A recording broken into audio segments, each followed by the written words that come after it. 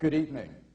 I want to begin by thanking the Faith and Science Lecture Forum for inviting me to participate in tonight's debate, and I'm delighted that you have come out on a stormy evening to think about this most important of questions with us tonight. Now, in tonight's debate, we've been asked to address two basic questions. One, what is the evidence for the existence of God?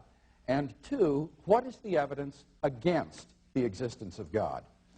Now, with respect to that second question, I'll leave it up to Dr. Atkins to present the evidence against God's existence.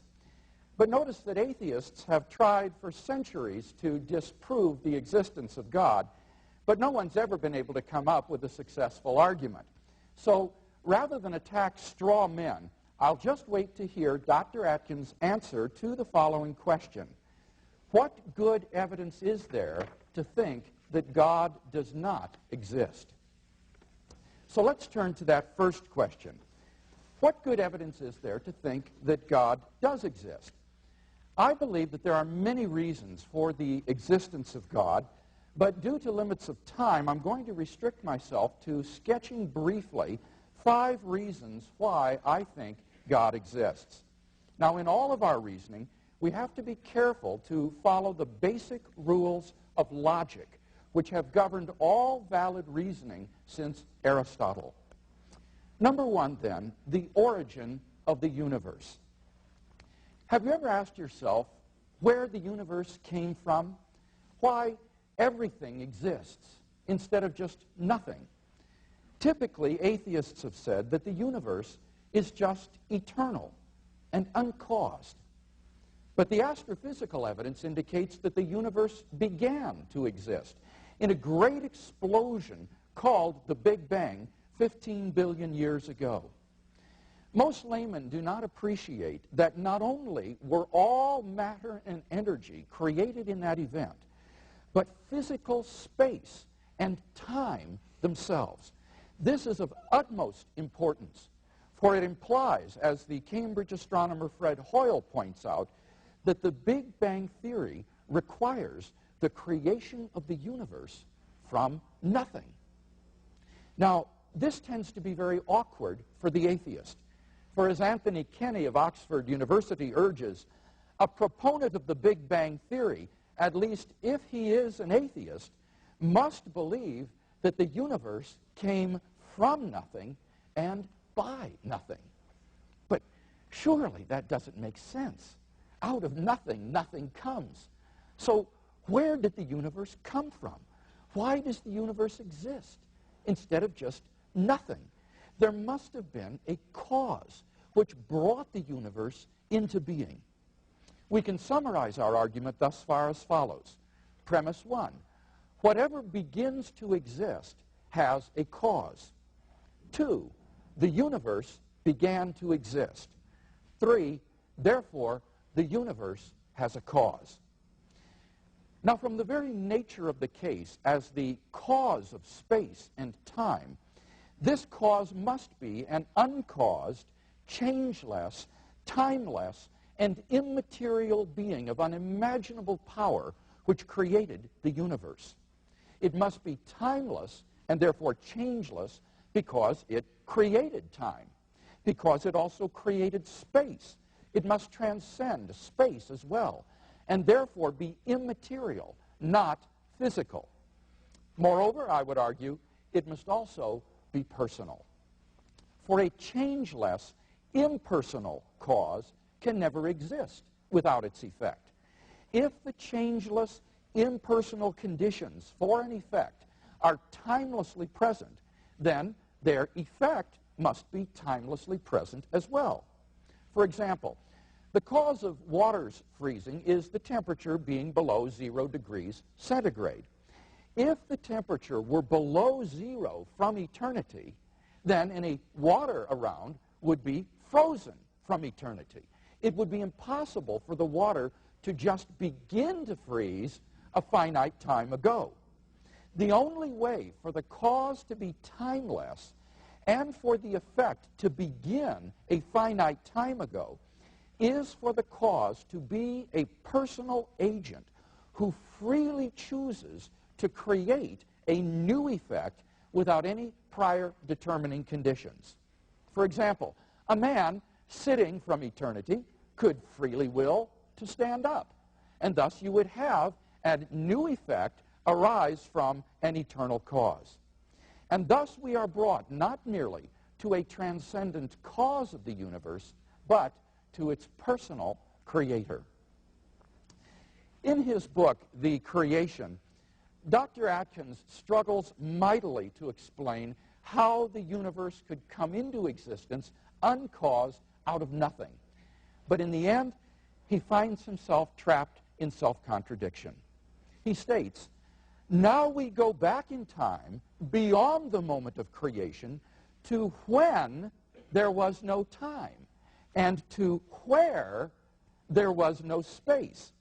At this time before time, he imagines a swirling dust of mathematical points which recombine again and again and again, and finally come by trial and error to form our space-time universe."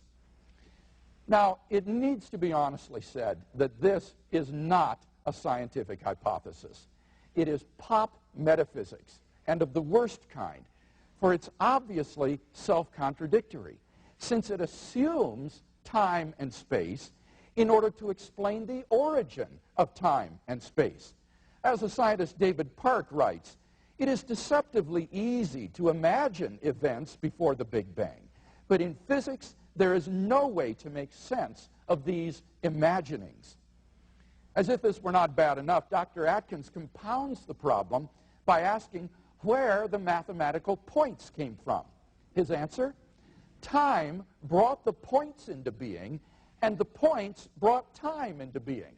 This is like saying the chicken brought the egg into being, and the egg brought the chicken into being.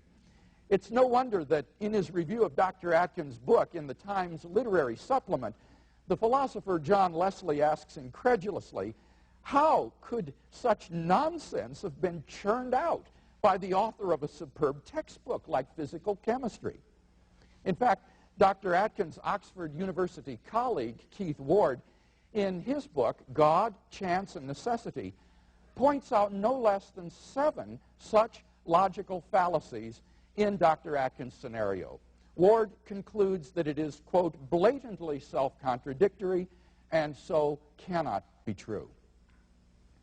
By contrast, the view that Christian theists have always held, that there is a personal creator of the universe, is not only logically consistent, but it also follows logically from the premises that I have laid out.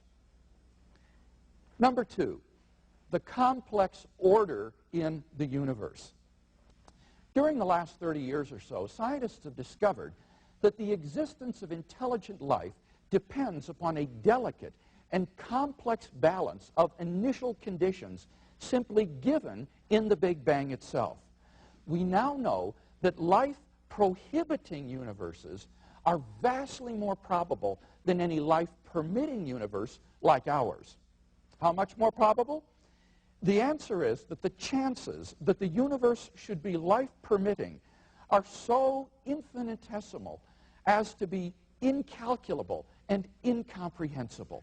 For example, Stephen Hawking has estimated that if the rate of the universe's expansion had been smaller by even 1 part in 100,000 million, the universe would have recollapsed into a hot fireball. Brandon Carter has calculated that the odds against the initial conditions being suitable for later star formation, without which planets could not exist, is 1 followed by 1,000 billion zeros, at least. P.C.W. Davies estimates that a change in the strength of gravity or of the weak force by only 1 part in 10 to the 100th power would have prevented a life-permitting universe. There are around 50 such quantities and constants present in the Big Bang which must be fine-tuned in this way if the universe is to permit life.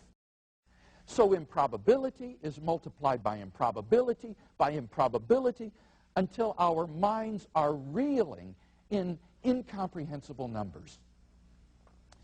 There is no physical reason why these constants and quantities possess the values they do. The former agnostic physicist Paul Davies comments, "Through my scientific work, I have come to believe more and more strongly that the physical universe is put together with an ingenuity so astonishing that I cannot accept it merely as a brute fact."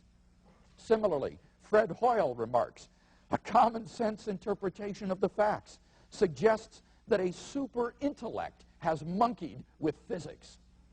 And Robert Jastrow, the head of NASA's Goddard Institute for Space Studies, has called this the most powerful evidence for the existence of God ever to come out of science. We can summarize our reasoning as follows. Premise 1, the fine-tuning of the initial conditions of the universe is due to either natural law, chance, or design. 2, it is not due to either law or chance. 3, therefore, it is due to design. Number 3, objective moral values in the world. If God does not exist, then objective moral values do not exist. Many theists and atheists alike agree on this point.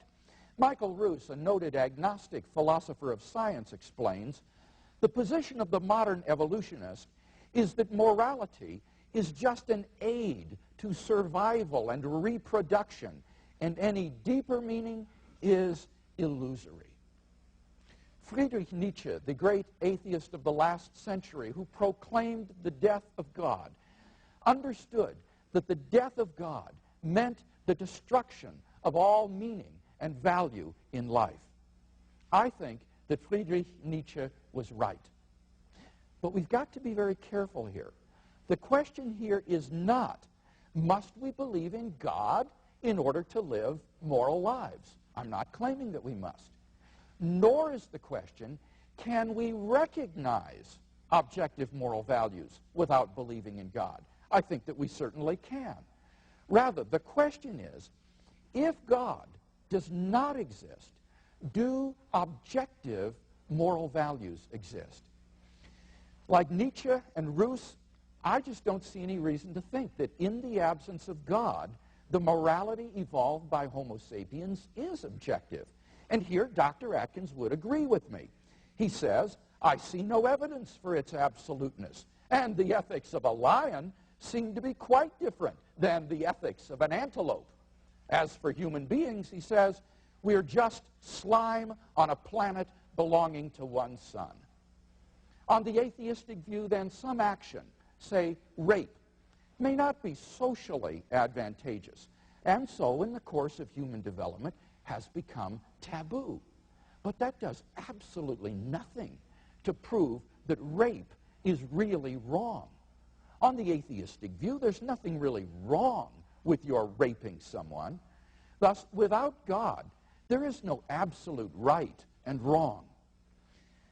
But the problem is that objective values do exist, and deep down, we all know it.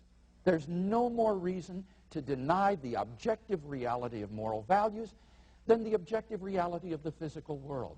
Actions like rape, cruelty, and child abuse aren't just socially unacceptable behavior. They're moral abominations. Some things, at least, are really wrong.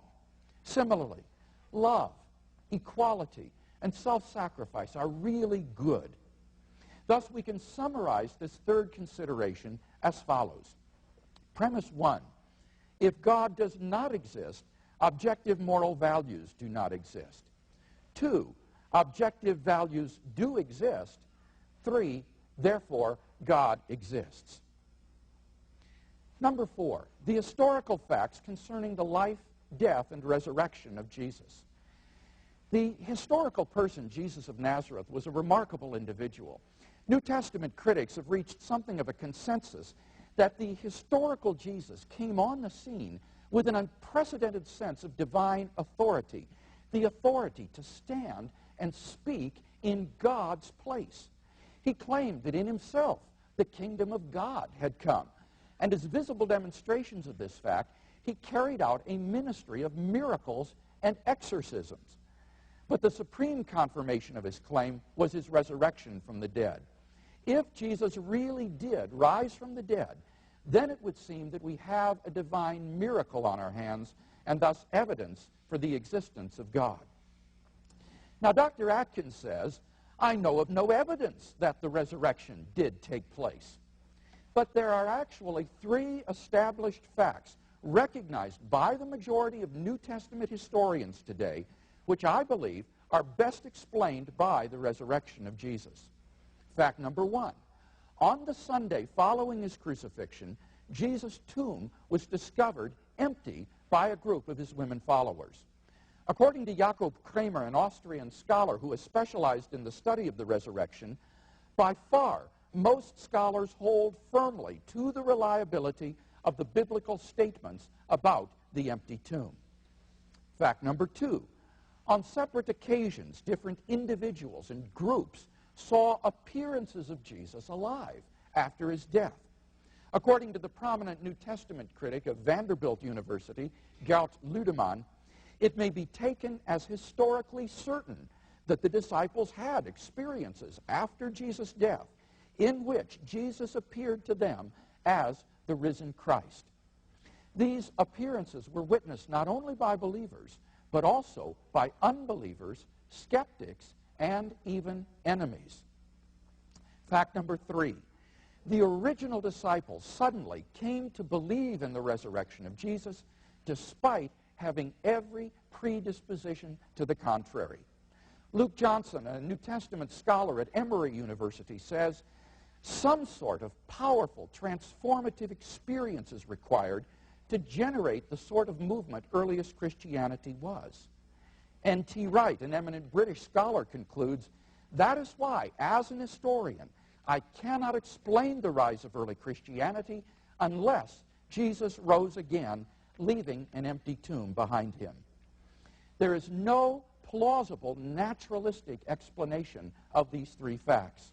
Therefore, it seems to me the Christian is amply justified in believing that Jesus rose from the dead and was who he claimed to be.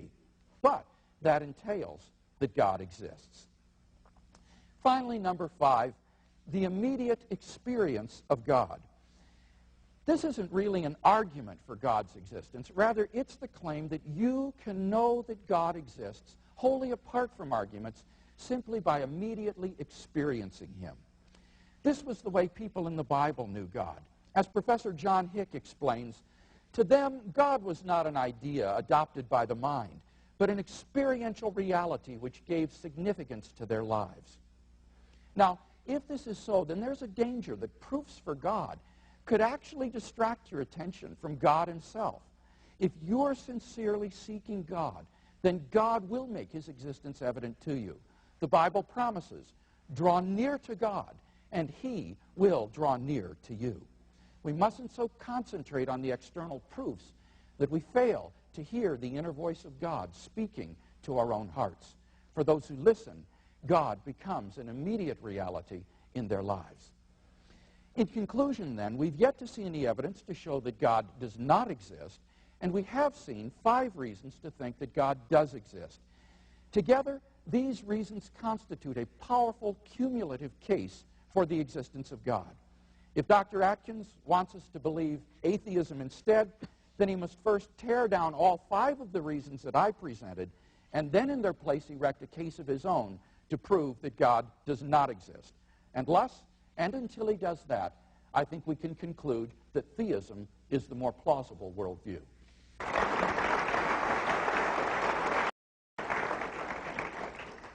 Dr. Atkins.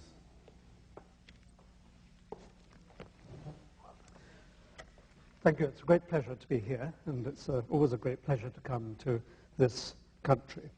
I come from a college in the University of Oxford that was founded 570 years ago when the Lollard heresy was proving a threat to both church and state. And the college was founded, and I quote from the founder's statute, to overcome those who with their swinish snouts imperil the pearls of true theology. And I regret to say that my own swinish snout has not been overcome, and I intend to imperil what purport to be the pearls that will be cast about this evening. But I don't intend to be negative in all my remarks. I respect the reason for all your being here, and that it's really a part of the search for truth. I intend to open your eyes to the delights of true understanding. In fact, it's my intention this evening to take your minds on a journey and lead you from the darkness of ignorance to the light of comprehension. I'm here to do no less than to glorify the human spirit and to enhance your joy at being a part of this astonishing, amazing, enthralling, and delightful world. Now, this journey will be strenuous and take your minds to the highest altitudes of current thought. Therefore, I have to ask you that you divest yourselves of unnecessary baggage. Your souls will have to fly with me to the heights of human understanding. They must not be weighed down with the ballast of preconception, prejudice, and that heaviest anchor of all, the conditioning that societies impose on their young. So I ask you to shed the shackles of prejudice and conditioning and listen as though intellectually naked to my words. I hope that you will gradually dress your minds in my ideas as I unfold them, and so bring enlightenment to your brains and a bit of joy to your lives. Now, our joint journey begins with a premise of great antiquity and indeed beautiful simplicity. That if a simple explanation of an event or a phenomenon is fully adequate, then a more elaborate one is not warranted. The challenge in this debate, therefore, is for me to show that everything in and of the world of the body and of the spirit can be understood without needing to invoke the action or mere presence of a God. Now, I have to stress that whereas the assertion of God as an explanation of anything has an air of sublime simplicity, that simplicity is an illusion. An omniscient and omnipotent being that can create a universe, some say maintain that universe, that can intrude into the universe to achieve miracles and resurrections, is no simple entity. A God is the apotheosis of complexity, not the apotheosis of simplicity. And the invocation of a God as an explanation of anything, even the warm sentimental feelings that are said to suffuse us in the presence of the Almighty, is in fact the apotheosis of laziness. It's well suited to armchair brains who prefer to indulge in adipose arguments. You're not here, I trust, because you're one of those. Now, the invocation of God as an explanation of anything is an admission of defeat and of ignorance disguised as a pretense of understanding. I've set myself a challenge to show that everything in and of the world of the body and of the spirit can be understood without needing to invoke a God. There's no point in being an atheist, and certainly a scientist, without being rigorously intellectually honest. So I have to set myself an honest target, which is nothing less than complete explanation, nothing fudged, nothing forgotten. The atheist argument fails if in the end it turns out that the universe had to be designed. It fails if any aspect of it had to be made. It fails if it turns out that there had to be a seed the size of a pea or even the size of a proton. We atheists must not cloud the issue. That's for the religious who do it so admirably and on such a cosmic scale. The atheist argument fails if it turns out that there is a purpose for the world. The atheist argument fails if it turns out that there is an afterlife, that miracles occur, or that a God is necessary to maintain the workings of physical law. The atheist argument begins to corrode if there are aspects of the human condition that science cannot touch, such as the supreme joy of artistic creation. That, then, is the challenge. Nothing less than complete explanation. Therefore, inevitably, I have to disappoint you.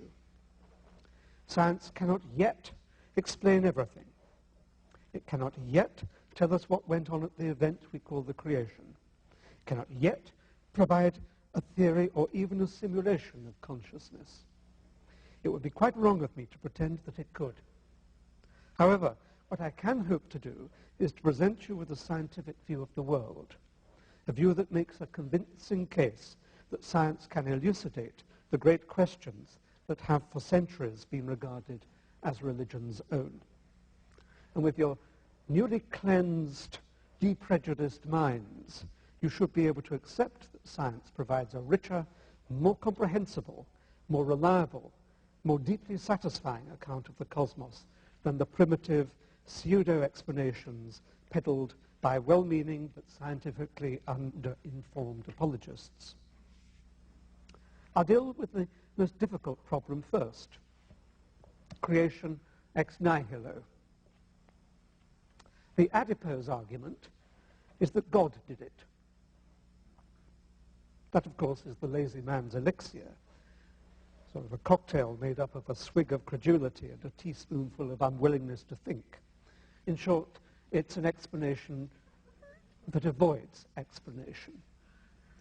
Science has moved cautiously but steadily towards the provision of a true understanding. I will not bore you with accounts of the events after the Big Bang, which is now universally believed by scientists to be a broadly correct description of the events immediately following the creation. I want to explore whether it is conceivable that science can elucidate the events at the creation, for that is where the atheist stands on the most dangerous ground. Notice that I intend to confront issues, not evade them. Science proceeds by exposing the true simplicity that underlies perceived complexity. Scientists are hewers of simplicity from complexity. I believe that it is possible for science to formulate an account, and it will be a mathematical account, full of precision, full of logical authority, full of the testability that is such a kingly quality of science, of what went on at the Big Bang, when space-time itself and the laws of nature came into existence. Science can already show that a creator had less to do than perhaps meets the eye. Let me present one tiny technical argument this evening. How much electric charge is there in the universe? The answer is none. We know experimentally that there is an equal amount of positive and negative charge, which if summed together gives zero charge overall. At the creation, no charge separated into opposite charges. Nothing separated into opposites. Secondly, and more potently, how much material is there in the universe? Another way to answer this question is to ask how much energy there is in the universe. For Einstein showed that mass and energy are equivalent.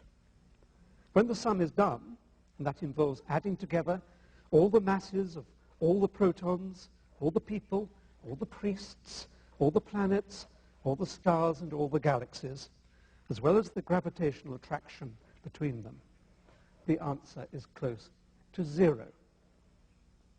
I suspect that as observations are refined, the total will approach zero. There is no energy in the universe. Nothing did indeed come from nothing. Science shows that the universe is in fact a big confidence trick. There is truly nothing here. All there is a separation of opposites. Now, what that argument shows is that the event that took place at the creation is very much simpler than one might think. God, if he had to do anything, did not have to make anything. All he had to do, if he had anything to do at all, was to separate nothing into equal and opposite components. Now, that doesn't solve the problem of what went on at the creation, but it makes creation ex nihilo a far simpler process than you might have thought, for literally nothing had to be made. That argument at least diminishes God's role. Now, I could also sketch in an argument that suggests how the reorganization of nothing could take place acausally. There is, of course, no causality before the arena of space-time has been established, so it would be absurd to project backwards our familiarity with causality in our current arena and use it as an argument for God in an arena when space-time did not exist. No one knows how space-time came into being acausally, but there are hints. I would like to say what I think happened, but happily Dr. Craig has done that for me. But quite honestly, I don't think it matters what I think what went on at the creation, because it would be just pure speculation. Speculation without the rigor of mathematics and observation is as syrupy a bog as religion. All I want to leave you with is the realization that the universe is an engagingly reorganized form of nothing, and that speculative acausal events are capable of seeing it come into being without intervention. No God was needed to make the universe, or even to make it happen. My argument diminishes the role of a creator God to zero. Another potent argument produced by adipose brains in favor of a mental labor-saving God is the apparent fine-tuning of the structure of the universe as it tumbled into existence. People intent upon proving the hand of a designer bandy about amazing figures, 10 to the this, 10 to the that. We've had tens followed by imaginable number of zeros already this evening. All such calculations are sort of hocus pocus and bunkum. There is no a priori way of calculating the probability of the existence of the universe. However, I do have to admit that it gives the impression of being well designed. Had I a lazy brain, I would lie back and leave it at that and accept that design implied designer and hence a god in one of his disguises. But not having a lazy brain, I look for a simpler explanation. Several spring to mind. One possibility is that by chance the universe tumbled into being with this particular mix of fundamental constants. There's no way of calculating the probability of that, but it would, I concede, be exceedingly remote. Nevertheless, if something can happen, it could happen. Someone wins the lottery. The second possibility is that a universe can come into existence only with a particular mix of fundamental constants. Other universes, some with pi equals 42, others with bright pink electrons weighing a ton, might bubble into incipient existence but collapse again through want of stability or in some way being logically self-inconsistent. A third possibility is that there are trillions and trillions of universes, with trillions more popping up into existence as I speak. Now, I must emphasize that I most definitely do not have in mind the profligate many worlds interpretation of quantum mechanics, which I find personally distasteful. I mean real, actual universes defining their own space-time and with a unique mix of fundamental constants. Some have pi equals 3.15, others have pi equals 3.16, ours happen to have pi equals 3.14, and bingo, it permits the emergence of life.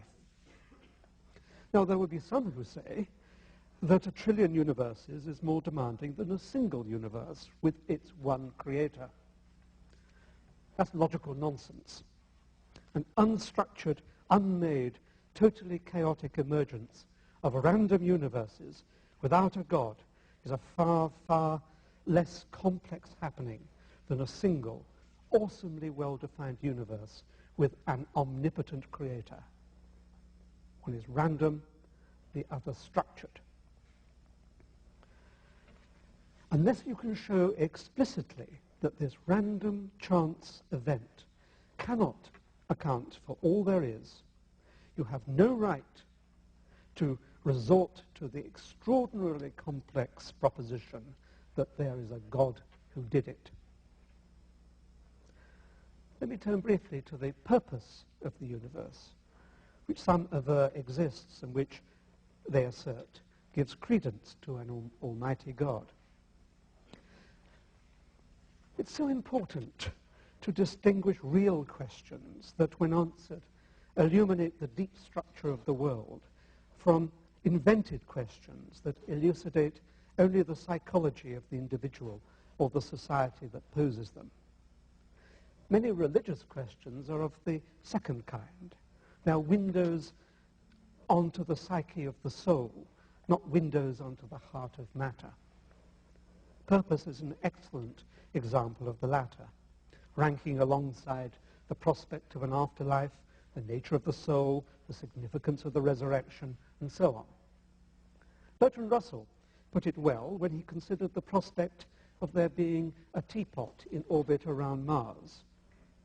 If enough people start convincing themselves that there is a teapot in orbit around Mars, then it soon becomes an object of scholarly debate and extraordinarily difficult to disprove by logic, or more reliably by experiment.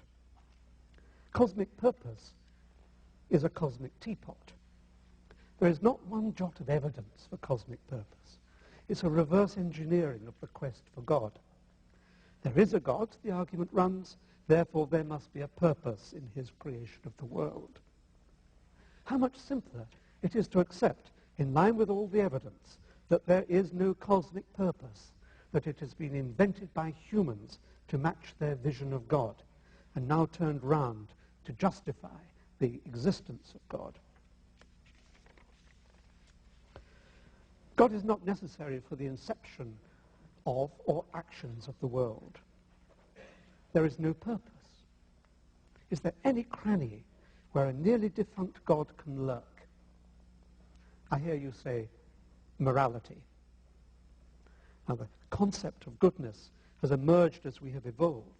Goodness is not God-given. There is an innate genetic foundation of goodness modulated by the intellect that we've developed. We have emerged from a past where the pressures of the hostile environment led to the operation of group activities that established unconsciously a social contract that secured us from our enemies. We fragile beings, on the whole, discovered that killing one another led to the collapse of the tribe.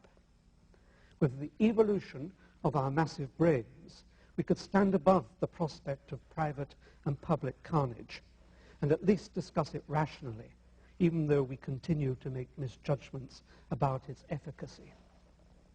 There is no need to see the hand of God in this evolving pattern of behavior, unless you can show explicitly that evolution, allied with intellect, is an inadequate foundation for morality. You have no right to import the concept of God in the third of his disguises. I've spoken long enough this evening, but let me summarize my position. I cannot prove that there is not a God. The perception of God overwhelms any rational argument, for an omnipotent entity is the ultimate chameleon. However, I have tried to argue that the common purportedly rational reasons for believing in God are vacuous, for all the actions that God has been thought necessary for can be achieved without any intrusion into natural order. I asked you to discard your prejudices. Civilization and science have led you on a journey from bewilderment to maturity. It's time to respect the nobility of the human spirit, the awesome power of human comprehension as expressed in that apotheosis of the Renaissance science. It's time to stand full square in front of this awesomely wonderful world and to accept that we are gloriously, gloriously alone. Thank you.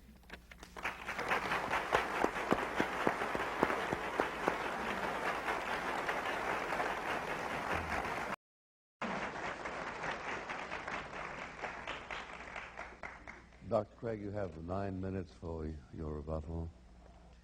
You remember I said in my first speech that Dr. Atkins needed to give us some evidence against the existence of God. And I noticed a discernible lack of such evidence in that opening speech. He gave us refutations of my arguments, but he provided no argumentation whatsoever that God does not exist. And he's got to do that if he's going to convince us of atheism. Kai Nielsen, who is an atheist philosopher, recognizes this point. Nielsen says, to show that an argument is invalid or unsound is not to show that the conclusion of the argument is false.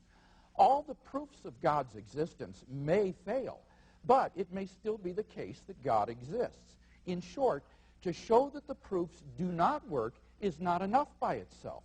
It may still be the case that God exists.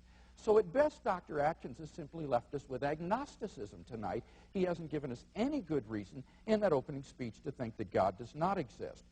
Now, he did make a couple of general comments about the nature of explanation. He said that we should prefer simpler explanations to more elaborate ones, and I would agree, all things being equal, that's true. And I would say that theism is a simple explanation in that it provides a unifying view of the world that explains a vast range of data, scientific, historical, ethical, and personal. He says, but it's just intellectual laziness to conclude to the existence of God, to say that God is the reason or the explanation for something. But notice that many of the arguments that I gave tonight were deductive arguments. That is to say, if the premises are true, then the conclusion logically follows. Whether you like it or not, whether you regard it as explanatory or not, is irrelevant. In a deductive argument, as long as the premises are true and the logic is valid, the conclusion is inescapable. And therefore, he's simply got to dispute my premises. It's not enough to simply say that God is not a good explanation. So let's look then specifically at the case that I laid out for the existence of God. First, my argument from the origin of the universe. Notice that he actually agrees with my two premises, that whatever begins to exist has a cause, and secondly, that the universe began to exist. Why then does he conclude that the universe does not have a cause? Well, did you catch how radical his view is? Because he doesn't really believe the universe exists. On Dr. Atkins' view, nothing exists. So it's not that something came out of nothing. He literally believes nothing exists. As he writes in his article, we, like mathematics, are elegant, self-consistent reorganizations of nothing. Now, let me make 3 responses to this. First of all, it's a total misunderstanding to say that because the negative energy balances out the positive energy, that therefore there is nothing. That's as illogical as saying that because I have a certain amount of debts and I have a certain amount of money, that therefore I have zero money. It's just illogical. Even if on balance it balances out to nothing, there's still negative energy and positive energy. It doesn't mean that nothing exists. Secondly, I would point out that you still need a productive cause for the universe, even if it's the case that you don't need a material cause for the universe. Christopher Isham, who is the leading quantum cosmologist of Great Britain, points out in his article, Cosmos and Creation, there is still a need for ontic seeding to produce the energy, even if on balance it is not. So you still need to have an ontic seed, a beginning, a cause, to bring the positive and negative energy into being, even if on balance it's not. But finally, as I say, his solution, I think, is simply absurd. His solution is that nothing exists. And that's simply absurd. I at least exist. As Descartes said, even when I doubt that I exist, who is there to do the doubting? I doubt, therefore I am. There must be something that exists. So I hope you understand how radical this alternative is. If honestly the alternative to belief in the existence of God is to say that nothing is real, nothing exists, then I say let those who decry the irrationality of belief in God be henceforth forever silent, because nothing could be more irrational or implausible than that. Now, what about my second argument from the complex order in the universe? Here he raised three questions. First, he says, there are problems of probability here. In a lottery, any person's winning is improbable, but somebody has to win. The analogy is a bad one. It's not the improbability of just any universe existing. That's right, any universe is equally improbable. It is the specified improbability of a life-permitting universe existing. The analogy would be a lottery in which there's a billion black balls and one white ball, and you have to reach in and pick out a ball. Now, any single ball you pick is equally improbable, but it is overwhelmingly more probable that whichever ball you pick, it will be black rather than white. In the same way, given the fine-tuning of the initial conditions of the universe, it is vastly more probable that the universe should be life-prohibiting. What is his explanation for the life-permitting universe that exists? Well, he gives two speculations. First, he says, maybe there is only one physically possible universe. It has to be this way. I think that sort of a theory of everything is simply not a credible alternative. P.C.W. Davies says, and I quote, there is absolutely no evidence in favor of it. Even if the laws of physics were unique, it doesn't follow that the physical universe itself is unique. The laws must be augmented by cosmic initial conditions.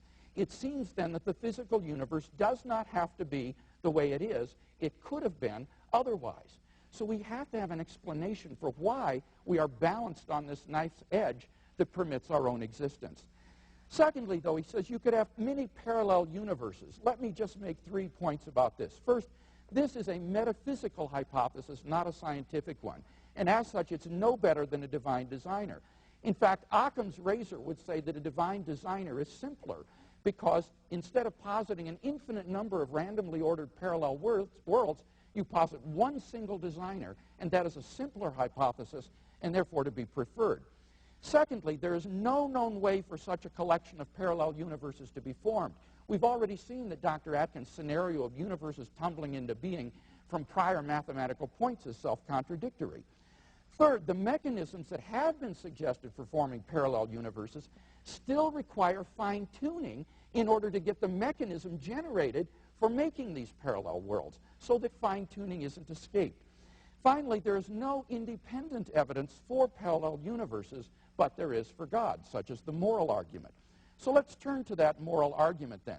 Notice that he admits that without God there are no objective moral values. He writes in one of his works, science shows us that there can be no moral distinction between an administered poison and one that the body itself has slowly generated. Do you understand what he's saying? There's no moral distinction between poisoning someone deliberately and that person dying of natural causes. Now, I hope that Dr. Atkins and his wife are happily married, because if she believes that, then if I were he, I'd start eating in restaurants. I think that on a serious note, it's evident that there is a moral distinction between deliberate murder and just dying a natural death. As John Healy, the executive director of Amnesty International, recently wrote in a fundraising letter, he said, I am writing you today because I think you share my profound belief that there are indeed some moral absolutes. When it comes to torture, to government-sanctioned murder, to disappearances, there are no lesser evils. These are outrages against all of us. So if you agree with me that there are objective moral values, then I think you should also agree that God exists as their foundation. Dr. Atkins did not address the historical evidence from the empty tomb, the appearances of Jesus, and the origin of the disciples' faith for the resurrection of Christ, which provides miraculous evidence of God's existence, nor did he address the immediate experience of God. It seems to me that in the absence of any positive arguments for atheism tonight, I'm rational in believing in God on the basis of my own immediate experience of God. Why should I deny that real experience in my life for no good reason at all? So in the absence of positive arguments for atheism, I think I'm perfectly rational and within my rights to stick with my belief in the existence of God.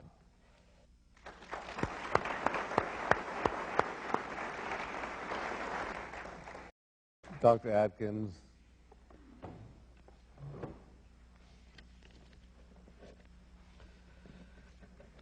It seems to me that the challenge is for those who propose the more complicated explanation have to present their arguments unless they accept the simpler one.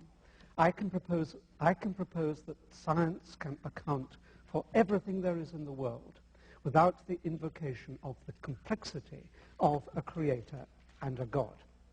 What a believer has to do is to demonstrate explicitly that my view about the simplicity, the innate, inherent simplicity of the world is inadequate. It's only by showing that it is an inadequate understanding of the world that I am prepared to accept that there may be room for a God. No arguments that we've heard this evening go that far. None of them say that this explicitly shows that the universe cannot come in by chance alone. No argument we've heard this evening explicitly excludes the possibility that the values of the fundamental constants are the ones that are necessary for life. That is what the opposition have to do.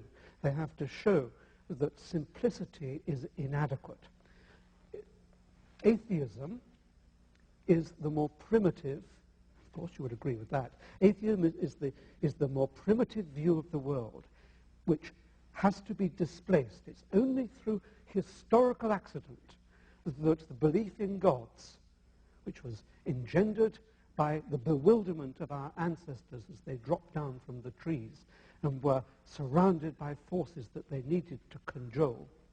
It's only that historical accident that has brought religion into its powerful prime position, with the believers pretending that it is our duty to displace it. That is not the case. We, from the viewpoint of modern 20th century science, can see our way to accounting for everything that religion purports to explain, but in fact fails to explain, even though it's been trying to explain it for 5,000 years. I'm invited, Dr. Craig says that his arguments will fail if his deductive mode can be argued against. Are his premises false? The origin of the universe. I argued that there was nothing to be made. I did not argue that there was nothing here now. I think it quite right that we should regard the current universe as an elaborate and engaging rearrangement of nothing. There was nothing for God to do. That's a simplification. Science, of course, cannot account for it in detail, but at least give it a chance to try. And what science will do is what religion cannot do. That is, it will provide an explanation this side of the grave. If you want to believe in God and the arguments that Dr. Craig has presented this evening, you can only be confident about them after you are dead. That seems to me to be a grave intrusion into human logic. Complex order, I have argued there. My argument was greatly maligned in Dr. Craig's response. I will not go into that. I don't have further time this evening. Let me talk about the things that I didn't have time to think about in my original talk. The historicity of Jesus. I mean, I know I'm on dangerous ground here because it's not my subject. But I don't believe that the Gospels, written as they were decades after the event, are a true record of what actually happened. Anyone who bases their belief on the Gospels is in fact showing that they are credible to a stage beyond belief. Okay, I'll accept that Jesus did exist, but I will not accept that there were any miracles. David Hume said that there is always more reason to disbelieve the messenger than to believe the message. And with miracles, that is exactly the case. People wanted to make a case. People wanted to make a case that they had a savior. People wanted to make a case that here was the Messiah. There were committees, 80 years after the events, sitting down, thinking about what should have gone on, and then writing it down as though it did go on. As for immediate experience of God, I'm afraid that is just self-delusion. We all want to be immortal. At least I want to be immortal. I know the only way of being immortal is to encourage investment in science and medicine. I don't believe that one can be immortal through belief in the Bible. It's people who simply wish to believe, who feel alone in this world, who want comfort, who are lost, who don't know their position in the world, who want to avoid the prospect of their own annihilation, who believe in things that Dr. Craig was terming the immediate experience of God. Self-delusion, nothing other than self-delusion. So, in summary, I would say give science a chance.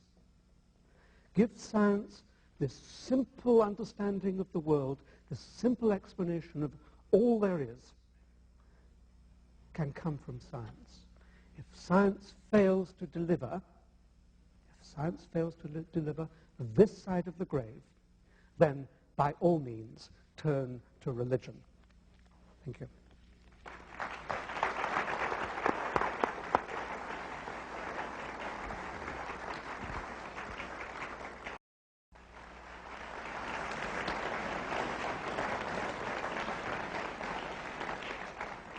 I think it'll be worth our while to spend a little while on the question of agnosticism. That was raised by Dr. Craig. The question was rather graphically put when he said the logician does not require that the existence of something depend on any proffered reasons as to why it ought to exist. That is to say, if something can exist even when all of the known etymological reasons why it is asserted to exist are proved invalid. So let's begin by asking Dr. Atkins why there is that sense of certitude in his arguments. One can understand why the Christian engages in certitude. You believe or you do not believe. But if you believe that God does not figure in the creation of the universe, why must you assert that when it seems to be so much more persuasive to say there is no reason to believe in God? I, under the circumstances, decline to clutch in with the believer. However, I acknowledge that the question is simply not closed whether one such exists. So tell me, Dr. Atkins, why do you need to affirm atheism rather than to admit the possibility of agnosticism? Well, you have to give intellect its opportunity. So you have to see whether science, in all its glory, can account for whatever religion has been trying to account for and has so manifestly failed. Science has really emerged over the last 300 years and has made extraordinary progress in the last 100 years. When you say it's manifestly failed, manifestly is... Well, yes, of course it's manifestly failed. It says that there is an incomprehensible creator who made the world for reasons that we will never fathom, did it in a way that we will never know. That is nothing like an explanation. An explanation should be something that we, humans, with our extraordinarily powerful minds, can comprehend. To say that you will never comprehend this explanation annihilates the fact that it is an explanation. No, because as I understand, well, I'll let Dr. Craig speak for himself, the fact that the fact that we will never know does not mean that that which is not known can't in fact exist. Exactly. Say that I mean, better. it just leaves you with agnosticism. That's no proof that there is no such being. Okay, but I think you can prove that there is no God. I mean, it's not a Okay, well, what are your arguments for that? It's not a mathematical proof. I would not. You cannot possibly give a mathematical proof. Well, give of any the kind of existence argument. Okay, here's an any kind of argument. Everything that religion claims a God can do can be accounted for by science. So that's, if you like, the one branch of the argument. So that there is no need, there's no necessity for a God, because science can account for everything. On the other side of the argument is the reasons why people do believe in God. One can understand why people believe in God. It's a sense of being alone. It's a sense of bewilderment. It's a sense of wishing for power over other people. It's the worst of the reasons. It's simply a sense of bewilderment. It's a sense of being alone. And you would know these feelings far better than I, because you obviously believe in them. But there's taken together with a reason why people believe, desperate to believe, together with the fact that you don't need actually a God, in a sense amounts to an argument against the existence of God. Well, I guess I don't see that. I mean, why doesn't that commit the genetic fallacy of trying to say that by explaining how a belief originates, you thereby show the belief to be false? Even if it were true that belief in the existence of God were the product of fear and anxiety and so forth, which I don't for a minute admit, but even if it were, that's simply a genetic fallacy to say that because that's the way the belief originates, that therefore the belief is false. But that's only one half of the argument. I'm not saying that that alone is adequate, and I'm not saying that the fact that science can account for everything, it alone is also adequate. But taken together, the fact that science is omnipotent, and the fact that I can understand why people like you desperately want to believe in God, that is an argument against the existence of God. But two fallacious arguments put together don't make a sound argument, right? They are, but two legs are support. Yes, but the legs have to be sound. I mean, But these are sound. I mean, I'm arguing both the sufficiency and the necessity. The first argument only, if granted, which I don't grant the premises, but the first argument would only prove that it's not necessary to believe in God in order to explain certain things. That doesn't prove God doesn't exist. The second argument commits a genetic fallacy of saying that because you can explain how people come to believe in God, that therefore God doesn't exist. Neither of those warrant the conclusion, therefore God doesn't exist. No, I did not say that it was going to be a mathematical proof. No, but it is valid in the sense that there is no need for a God. I mean, everything in the world can be understood without needing to invoke a God. You have to accept that that is one possible view to take about the world. Sure, that's possible. Okay. But do you deny that science cannot account for everything? Yes, I do deny that science. So what can't it account for? Well, had you brought that up in the debate, I had a number of examples that I was going to give. I think there are a good number of things that cannot be scientifically proven, but that we're all rational to accept. Let me list 5. Logical and mathematical truths cannot be proven by science. Science presupposes logic and math, so that to try to prove them by science would be arguing in a circle. Metaphysical truths, like there are other minds other than my own, or that the external world is real, or that the past was not created 5 minutes ago with an appearance of age, are rational beliefs that cannot be scientifically proven. Ethical beliefs about statements of value are not accessible by the scientific method. You can't show by science whether the Nazi scientists in the camps did anything evil as opposed to the scientists in Western democracies. Aesthetic judgments, number 4, cannot be accessed by the scientific method because the beautiful, like the good, cannot be scientifically proven. And finally, most remarkably, would be science itself. Science cannot be justified by the scientific method. Science is permeated with unprovable assumptions. For example, in the special theory of relativity, The whole theory hinges on the assumption that the speed of light is constant in a one-way direction between any 2 points A and B. But that strictly cannot be proven. We simply have to assume that in order to hold to the theory. But you're missing the So whole... put that in your pipe and smoke it. Yeah, all right. Okay. Yeah. So none of these beliefs can be scientifically proven, and yet they are accepted by all of us, and we're rational in doing so. But what you have to accept is that science is a network of, it's a reticulation of ideas, that there's an interaction of ideas that come from a wide variety of sources, that in order to understand the very large, one has to, in fact, understand the very small. It's a network of ideas which, where they flow together, do not annihilate each other, but support each other. Science is, in a sense, a self-consistent way of looking at the world, and in that sense it gets its authority.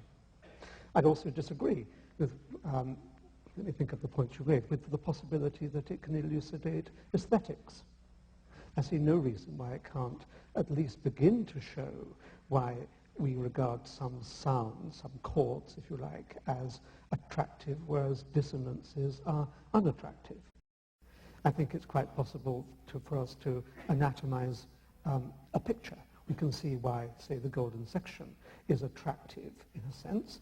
We might not be able to look at this stage in our understanding of aesthetics and say that the Mona Lisa is the most beautiful thing on earth.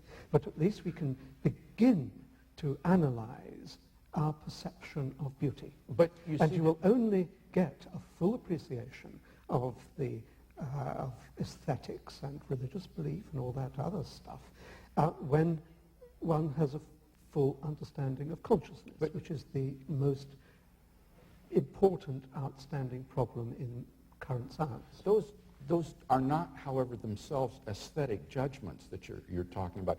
Those are judgments about why we perceive something to be beautiful and ugly, but that is not itself an aesthetic judgment. It's like the ethical. I think it's quite possible to build a machine that decides whether a particular chord is pleasant or unpleasant. But you'd have to instruct the machine. No, you wouldn't. You'd have to train it, just as we are trained, just as we live up in a world full of Western music and a Japanese grows up in a world full of Eastern music. Yeah, so you actually change by a kind of neuronal network. We're instructed by conventional arrangements. Yeah, but aesthetics is largely convention. Just as ethics is largely convention. Those are statements which are not scientific statements. Those are philosophical statements about these subjects, which cannot be justified scientifically. But you can explore the origins of ethics. You can explore the evolutionary origins of ethics and see that they are conventions that have emerged under genetic control in part, but also by the application of our massive brains. At best, that would show how moral values... Next, after you finish this. All right. That would at best show how moral values are discovered, but it would not show that, therefore, moral values are invented or are mere conventions. That is a statement that is a philosophical statement that goes beyond the realm of science. Now, I want to, hardly to change the subject, but I don't want the entire half hour to go without having some recognition of Christ. Now, David Hume, as we all know, said that it is easy to believe that human testimony has erred and that the laws of nature were suspended. Now, he said that athwart X amount of evidence, that the laws of nature have been suspended. You cited some instances of it. Let me ask Dr. Atkins this. Does your rooted position require that under no circumstances should the laws be suspended, so that, for instance, the recorded testimony of 100 scientists at Lourdes, that certain inexplicable cures actually happen, inexplicable by the laws of nature. Do you simply take the David Hume position that there has got to be an errancy in human testimony because you are a priori committed to these impossibilities? I think if you think of miracles at Lourdes, there are two possible explanations. One is that the reporters are liars, which is the Hume position, and that, of course, is quite likely to be the case. but is not the only possibility. The other possibility is that some kind of cure did take place, which the doctors who are reporting that they didn't understand what went on simply didn't understand. I believe that anything that has been reported reliably, anything, can be interpreted scientifically within the framework of modern science. Now, Dr. Craig, you believe that the testimony to the resurrection of Christ is something which is historically impossible or simply difficult to contradict? I wouldn't say impossible. In matters of history, we don't talk in terms of absolutes, but I would say that there are those three established facts, which... They're not established facts. I'm sorry, they are repetitions of what is written in the Bible. Well, insofar as you say that, Dr. Atkins, you Jones. disagree with the majority of New Testament historians who say that these facts do belong to the portrait of the historical Jesus. But most of the historians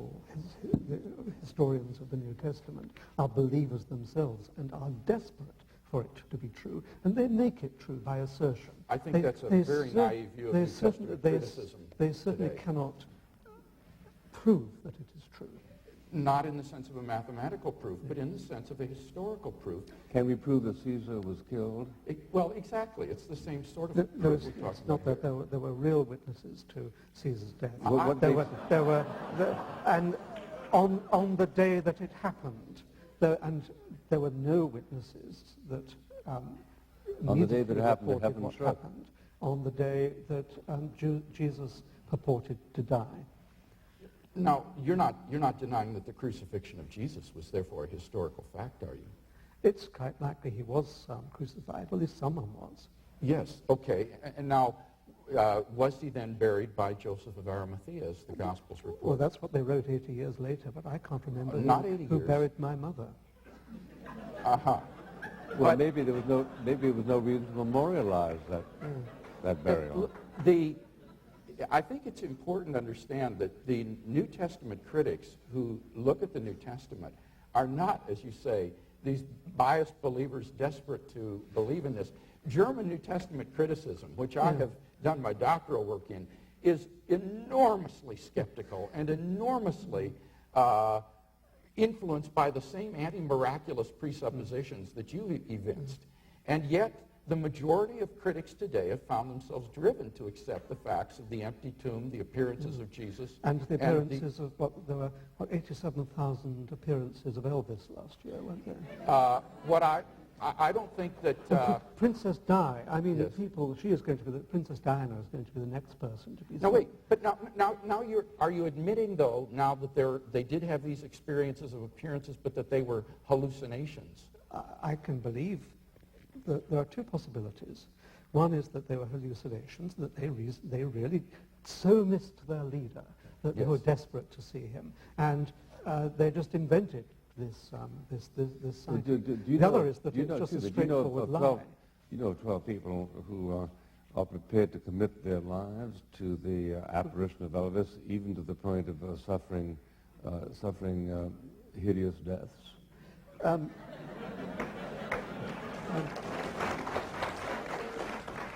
I think that and I note your impartiality in this debate, it's very impressive.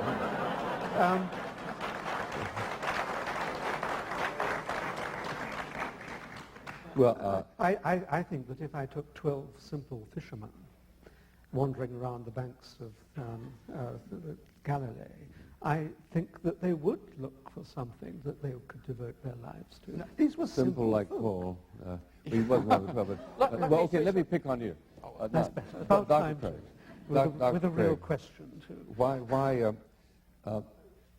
Why, if everything you say is correct, doesn't the implicit logic of what you say totally command the academic community? Why is there so much skepticism if what you say is, to use his word, so manifestly correct? Well, I never said it was manifestly correct. I think you can argue about any of these points, but I think that on balance, the premises are more plausible than their negations. Take the first argument that I gave. Whatever begins to exist has a cause. The universe began to exist, therefore the universe has a cause. It seems to me that only a presuppositional antipathy toward theism would cause someone to reject those premises. Well, this strikes you as extremely clear. Why doesn't it strike other people as extremely Well, clear? as I say, I think some folks have an antipathy toward Like his? theism, like Dr. Atkins. I mean, it's so but you evident see, that he's got his mind made up when he said, what are the possibilities for explaining these resurrection appearances? The possibilities were lying or hallucinating. There wasn't even a possibility that they were telling the truth, that God really had done this. Oh, In other words, it's yeah. ruled out in advance. Well, I think it's so unlikely that anything like that could happen that you have to look at the simpler explanations first. Go for the simpler explanation. Only if the simpler explanation fails and is explicitly shown to fail, go to the more complicated one. I agree. I agree entirely with that. And the breakdown of the laws of nature by the intrusion of the finger of God is not a simple way of proceeding. That you're misusing the criterion of simplicity. That's not what simplicity means. It means don't multiply causes beyond necessity. And in this case, the hypothesis that these men were lying or were hallucinating is simply implausible, given their willingness to die for their beliefs, which shows their sincerity, and given the un-Jewish nature of the belief that they came to hold, which couldn't have been the product of their own imaginations. People go for a living death by throwing themselves into nunneries and into monasteries. But they believe that it's true. They believe it's true, but All they're right. wasting their lives because of it. But the point is that they really sincerely believe it. They're not lying. And that was the point that was being made here before. And so these 12 fishermen also believed it. Okay, so you're willing to admit they weren't lying. I can accept that if it is true, then it is possible that they were not lying. Okay, so then But these were simple-minded people. And they were surrounded by miraculous events said to be going on. Maybe they just wanted to join in for the notoriety of being involved in amazing events. But there were people who were bored. You think that there wasn't much to do in Palestine at the time. So they invented the resurrection of Jesus and endangered their lives because they were bored? Well, no, a committee invented it 70, 80 years after the event. Well, that's impossible because we have information from Paul's letters that date within 5 years after the crucifixion of this belief in 1 Corinthians 15:3. So it's impossible to talk about 70 years later. This belief flourished within. But you don't deny that the Gospels were tampered with. I do deny that, of course. We have the Gospels. I took Greek so that I could read them in the original texts. And the original text is reconstructed to within 99%. What was the word you used? The original text. They were reconstructed. Yes, They're not textual reliable. criticism. No, are you suggesting that the text of the New Testament that we have today, it does not faithfully represent the Greek text as it was originally written? I'm claiming that the Gospels are not a correct representation of what happened 70 or 80 years before they were written. 70 or 80 years before they were written would When was be... the first Gospel written? Generally, it would be said around AD 70. I think Indeed, earlier. that's what I mean, 70 or 80 Okay, years. but that would be after the birth of Christ. Jesus died in AD 30. We only have 5 minutes, Okay. which is all the time we can give to the New Testament. Let's find out about this poison business. I thought that was extremely interesting. I don't remember writing that. I have, did he have it in my misrepresent you? briefcase. Did Dr. Craig misrepresent you when he said that in your treatment of poison, you don't distinguish the administration of poison from simply the event of the end of life? I also don't remember writing this, but if you say I wrote it, Yeah, I have it in my maybe I was briefcase. hallucinating at the time when I wrote it. Well, I think the point was that whether a person dies because someone's administered poison to him or because the body just forms its own poison because it's ill and dies, that you said there's no moral distinction. But that is clearly transgressing the bounds of science. Science nonsense. could prove that there...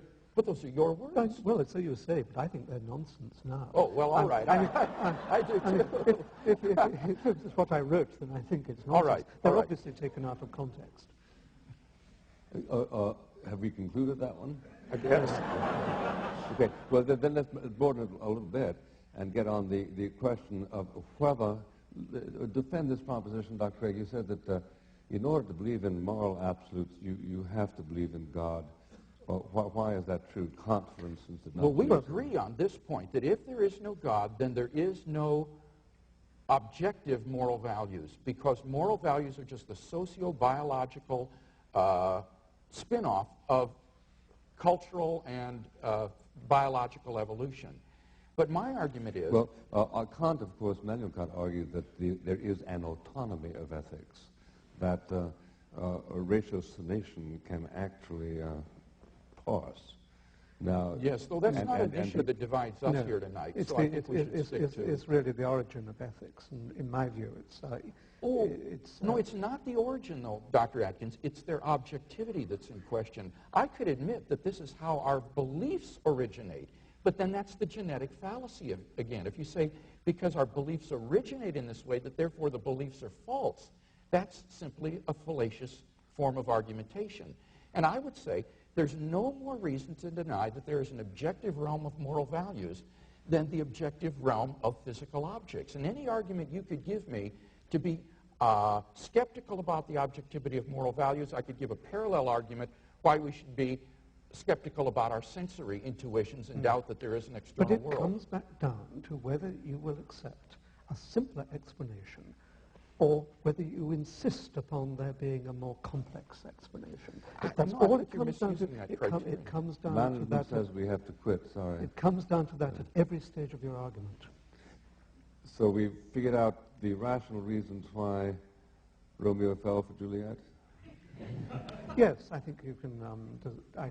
I think you can begin to understand why one person might fall in love with another.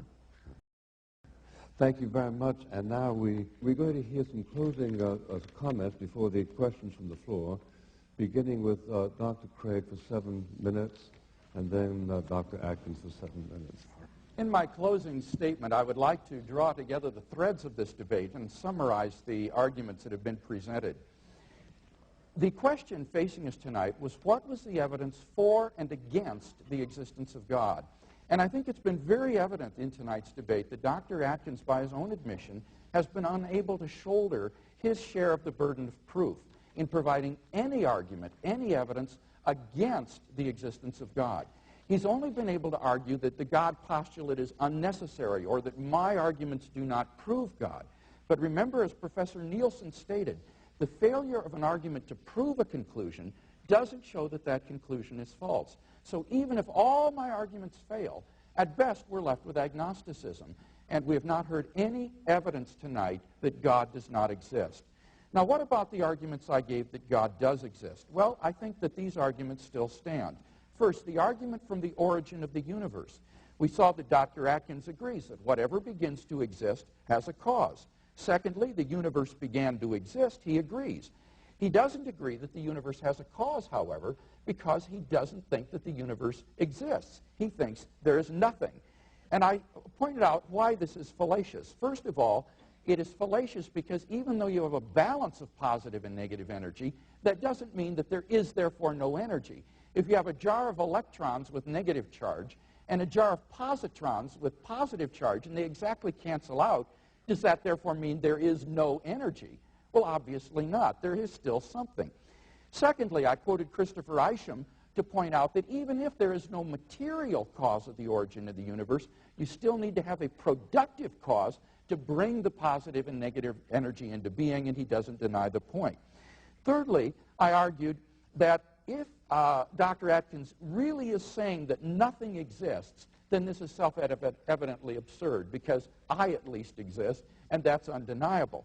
If he backs off and says, however, no, there is something now, then the argument comes into play that if there is something, that whatever begins to exist therefore has a cause. There must be a transcendent cause of the universe. And I argue that this cause must be timeless, changeless, immaterial, and personal. None of those arguments were ever attacked tonight. So I don't think that Dr. Atkins has succeeded in proving that God does not, or rather that my arguments fail to show that God exists. On the contrary, all he's offered is a self-contradictory alternative, metaphysical mumbo-jumbo about mathematical points coming into existence and bringing space and time into being, an account which simply cannot be true. Secondly, what about the complex order in the universe? I argued, number one, that the fine-tuning of the initial conditions is due to either law, chance, or design. Secondly, I argued that it's not due to law or chance. I pointed out that his reasoning to try to show it could be by chance was simply based on an incorrect analogy concerning the lottery. He didn't deny the point. I gave 4 reasons why the God hypothesis is superior to the many worlds hypothesis. He didn't offer any refutation of any of those. And finally, I argued that there is no theory of everything that would show that in addition to natural laws, that these initial conditions and quantities are physically necessary. So that the design hypothesis is really the only explanation that seems to be tenable. There is an intelligent designer of the world. Thirdly, I argued that the presence of objective moral values points to God. We agreed that if God does not exist, then objective moral values do not exist. But I argued, secondly, that it's evident that there are objective moral values. Remember John Healy's statement about torture, government-sanctioned murder, what the Nazis did in the Holocaust, ethnic cleansing in Bosnia, the killing fields of Cambodia. It seems to me that it is evident that there is really right and wrong. And if that is true, and if you agree with that point with me tonight, then you will agree with me that therefore God exists. Fourth, as to the life, death, and resurrection of Jesus, Dr. Atkins simply said that we shouldn't believe the messenger. We should always disbelieve the messenger rather than believe the miracle. And it seems to me that this is simply an incorrect and fallacious argument. The hypothesis that God raised Jesus from the dead is not improbable. What is improbable is that Jesus rose naturally from the dead. And I would agree with him that any hypothesis is more probable than that. Conspiracy, illusion, lying, anything is more probable than that the cells of Jesus' body all spontaneously came back to life again.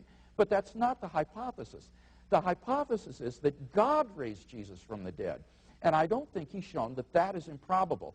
Indeed, given the specific evidence agreed to by the majority of New Testament historians, I think that it is quite probable that, in fact, Jesus rose from the dead. R.T. France, who is a New Testament scholar at Oxford, makes the following point. He says, ancient historians, Greco-Roman historians, have sometimes commented that the degree of skepticism with which New Testament scholars approach their sources is far greater than would be thought justified in any other branch of ancient history. So that when you look at these New Testament historians, they are extremely skeptical about their sources, and yet they have been compelled to agree to the empty tomb, the resurrection appearances, and the origin of the disciples' faith. And I know of no plausible naturalistic explanations for those facts. Finally, number 5, the immediate experience of God. Dr. Atkins says, well, this is just a self-delusion. Well, I invite him to prove this. Will he appeal to Freudian psychology? This is clearly jaded and out of date. What will he do to prove that it's delusory? Until he can give me some reason to think God doesn't exist, why should I think my experience of God is delusory? In fact, I myself wasn't raised in a church-going home or in a Christian family. But as a teenager, I began to ask the big questions in life about the meaning of my existence, the purpose of life. And in the search for answers, I began to read the New Testament. And as I did, I was captivated by the person of Jesus of Nazareth. There was an authenticity about this man, a ring of truth about what he said that gripped and captivated me. And to make a long story short, after about 6 months of the most intense soul-searching, I just came to the end of my rope and I cried out to God. I experienced a sort of spiritual rebirth in my life, and God became an immediate reality to me, a reality which has never left me as I've walked with him day by day over the last 30 years. And I want to encourage you as I conclude tonight that if you're seeking for God in that same way, you do the same thing I did. Pick up the New Testament, begin to read it, and ask yourself, could this really be true? I believe it could change your life just as it changed mine.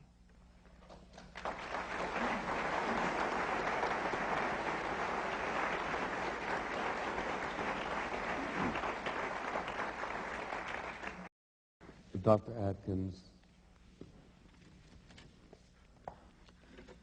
Well, I'm used to hearing travesties of the arguments that I presented, and that was, I think, a pretty fair travesty of what I actually said. Let me take the points in order, and I will accept Dr. Craig's order, just for the sake of convenience. The origin of the universe. I do not believe that one can extend the concept of causality to an era prior to the existence of time. It is simply primitively naive to talk about causality outside the domain of time. So I will not accept that the universe had to be caused. It's an entirely different mode of coming into operation, which we scientists do not yet know, but which we will find out, and we are on the track of it. I think the question of complex order, it was also a travesty of my argument about probabilities. If something can happen, then it may happen. If something can happen only with very remote possibility, then it is possible that if the universe is replicated, and I'm not talking about parallel universes, this is quite a wrong ascription to my argument. I'm talking about the possibilities of many universes actually existing, each of them with a particular mixture of fundamental constants. And it is also wrong to assert that this is outside the domain of physics. If one looks at modern cosmology, modern theories of cosmogenesis, and in particular inflation theory, and in particular the possibility of fractal inflation theories, then it is exactly that kind of multiple universe which is being seen as a possibility of occurring at the beginning of everything that we call the current universe. So science is showing that that kind of multiple universe can come into existence, and indeed at this very instant there may be universes coming into existence. It is impossible and improper to deny the power of what science is revealing, even though science may be revealing extraordinary things, on the basis of homespun philosophies and familiarity with what goes on in one's backyard. Science is exposing a much more subtle basis to the universe than can be dreamt up in the farmyard. I don't believe, words have been put into my mouth that I am destroying the value of meaning of life. I deny that absolutely. I think that if one divests oneself of all the baggage that one has been brought up with and sees the world with the utter clarity that science provides, and knowing that one has a brain that if one is only prepared to use it can lead to a comprehension of the world, that is an extraordinary achievement, and I can do that without any help from God. My central point, though, is that it is up to believers to prove explicitly that my bony view of the world, bony in the sense that it's very simple, starkly simple, is an inadequate theory of all there is. Before you can move on to the stage where you say, it must be God who did it. It must be God who caused it. It must be God who gives us morals. It must be God who got Jesus out of the tomb. What you have to do is to prove beyond any doubt that the simple view that all this can happen through the agency of physical law, you have to prove that that is inadequate. I have not heard that tonight. All I have heard is the assertion that God is there doing it.